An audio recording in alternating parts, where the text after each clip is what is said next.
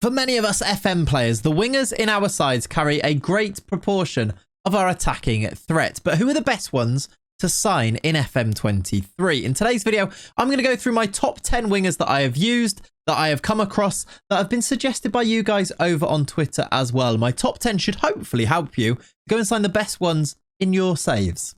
Let's get into it.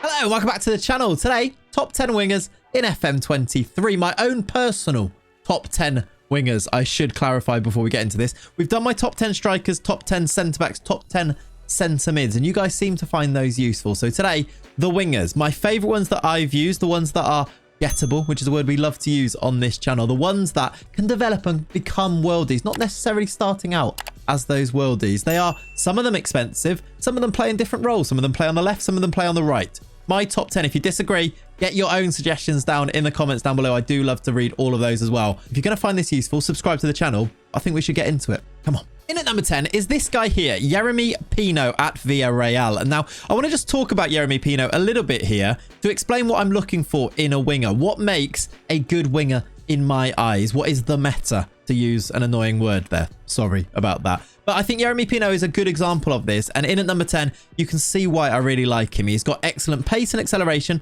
I think that's vitally important for a winger. It's important in real life, isn't it? And in fact, some players in Football Manager can be brilliant if they've only got pace. Adama Traore, great example. Really effective in Football Manager if you go and sign him, even though his profile looks like this and just looks really weird, right? Because he's just pure pace. He is really effective. Another thing to look for, agility, really useful. Agility and dribbling in those wide positions. If you've got a player that can carry the ball, it opens up the opposition team. Yeremy Pino has that as well. He's also got a little bit of flair. Not as important, I don't think, in FM23, in my own opinion, so far anyway. It used to be really overpowered, but this year they can be a little bit weird. Alan Saint-Maximin, I used him a lot, and he has really high flair and seems to behave a little bit weirdly in the engine.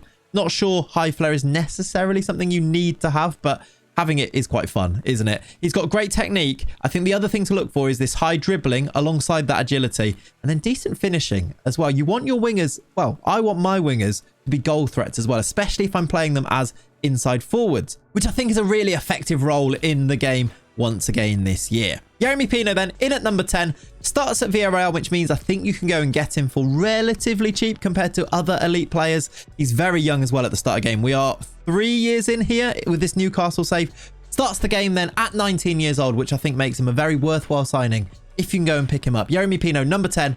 Let's move through to the next one.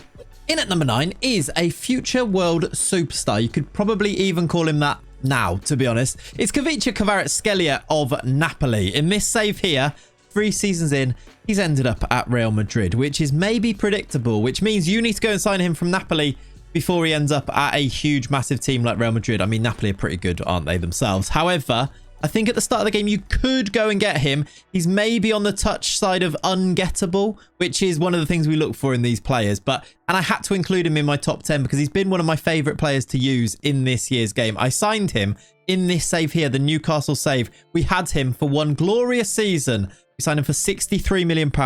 He was really, really quite good for us. 11 goals, 8 assists, 7.2 on average rating before he went to Real Madrid for the release clause, which I kind of forgot that I put in his contract. But you know, you live and learn by your mistakes, don't you? He is though so good, especially because of a couple of those attributes that we talked about. The agility is so high. He's also either footed, meaning he can play on both sides. That's a real nice extra little attribute to have in a player. But his agility at 18, his dribbling at 17, and he can finish with that 16 finishing here. Look, obviously he's developed a little bit in this save, still very young, 24 years old, starting at about 21 then.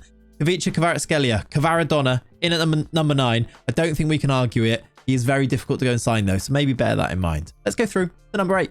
In at number 8 is a potentially cheaper option that you could go and pick up in your saves. It's Marcus Edwards, who starts the save, or starts the game, at Sporting in Portugal. He's a former Tottenham youth player. English as well, which is important, especially if you're doing a Premier League save. If your club is in England and you want to bring back one of those homegrown players, Marcus Edwards might be a really nice choice to go and play on your wing. He can play on both sides. He's left-footed, so maybe if you want one of those that cuts inside inverted winger or inside forward, maybe on this right-hand side, Marcus Edwards is a really decent option. You can see in this save here, 3 seasons in, he is going for so cheap. He'd be tempting, actually, to go and pick up as maybe a backup player in this save. But if you're maybe a little bit lower down than me, who's just won the Champions League in this Newcastle save, he could be a real asset for your team. He's at Montpellier in this save here. He's gone there on for £1 million, meaning you can definitely pick him up, and you can see he's got the attributes to be a really good player. You can make him thrive, I feel, if you play him regularly. Lots of you suggested him when I asked this on Twitter as well. If you get him in your team and play him regularly, I think you'd be able to see him flourish. He's got that acceleration and pace. He's got the dribbling. He's got decent finishing, good first touch, really good technique. All of those attributes we talked about are there, look.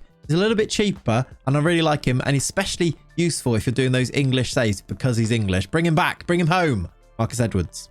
In at number 7 is perhaps the player that Marcus Edwards could become if you allow him to flourish, if you nurture him and turn him into the player that he can potentially be. It's Noni Madueke, a player that I have signed in my save here with Newcastle. Of course, he's just signed for Chelsea in real life as well. He's another one that is an Englishman playing abroad that you can bring home and, you know, fulfill those homegrown quotas, etc., etc. He is sensational in FM. Again, like Edwards, he is left-footed. He starts off at PSV, meaning I think he's then gettable. He has come into this Newcastle team for me and been really quite impressive. £66 million is what he cost me.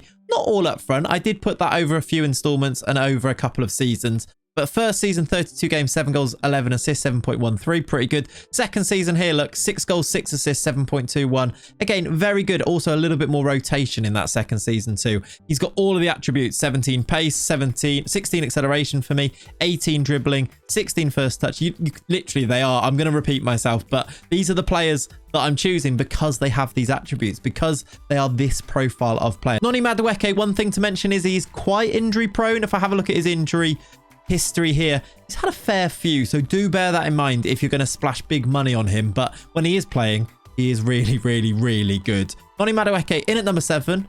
Let's move through to number 6.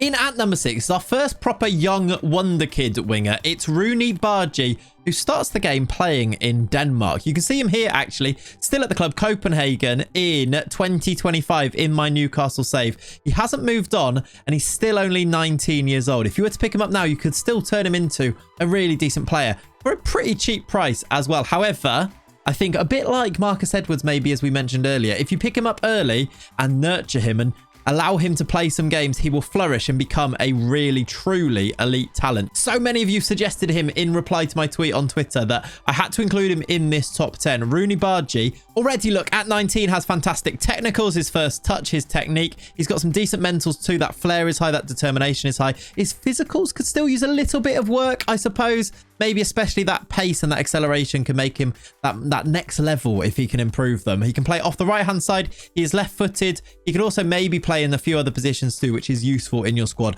Most importantly, though, he's very gettable on a low wage, playing in Denmark for a cheap transfer value as well. Definitely go and pick him up if you're looking for one of those players to develop. In at number 6, Roony Bardghji. Let's have a look now at my top 5. At number 5, I've gone for Endrick. Now, you may be thinking, he's a striker, isn't he? Yeah, I suppose he kind of is, but he can definitely play off the wing as well, as with quite a lot of different players. Also, something to bear in mind, by the way, in your saves, if you're thinking, I have nobody to play wide, have a look at your strikers. Can they actually play as inside forwards? Because they are very interchangeable in my mind, and that I like to sign players that can play both of these positions because it gives you that bit of flexibility in your squad as well. Definitely something to bear in mind. I've converted many of a striker to an inside forward and vice versa. Perhaps most notably Endrick in this Newcastle save here. I've been mainly using him off this right hand side. I'm sure lots of you have done this as well. He can turn into the best player on the game if you use him correctly, if you see him develop in the way that he possibly can. Endrick has to be included in this top 10 because, I mean, he's now, what, 18 years old and he's already this good. He's got that pace and acceleration, which will go to the next level, I would suppose. At 15 and 15, he's got good dribbling and finishing. He's got that flair, which we talked about earlier. Is it a good thing? I think it can be, but maybe not as important as the previous years. He's got good technique. He's also, though, got age on his side, hasn't he? He is only 18, going to get better. I signed him in the Newcastle save for £15 million. He is very cheap. Another one that you need to go and sign before the update as well, because with Real Madrid signing him on that future fee, I think in the update that will be reflected and he's going to be very difficult to sign. So get him now before you miss out on him. Endrick in at number 5.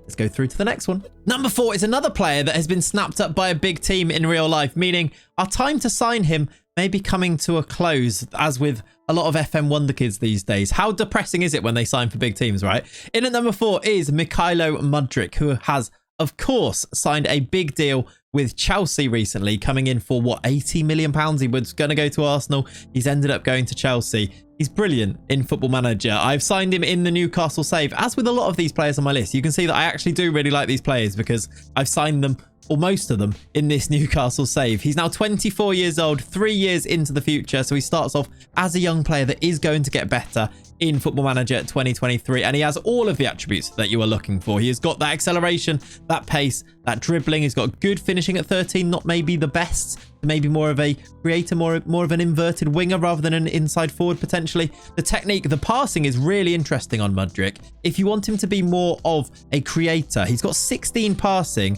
and his vision is 15 as well. So he's really quite good. Maybe even as a cam, I reckon you could use him, but very, very good. One thing to note as well, that he starts at Shakhtar in Ukraine, of course. He's only on £5,000 per week. So that small, tiny wage means that maybe he's a little bit more gettable at the start of the game. I picked him up for £40 million, which could go to 70, but already proving to be a bit of a bargain. He's come in not as a starter, but, you know, off the bench 10 times here, look, but got 2 assists, played really well and made an impact in this save in this final season. Mykhailo Mudryk in at number 4.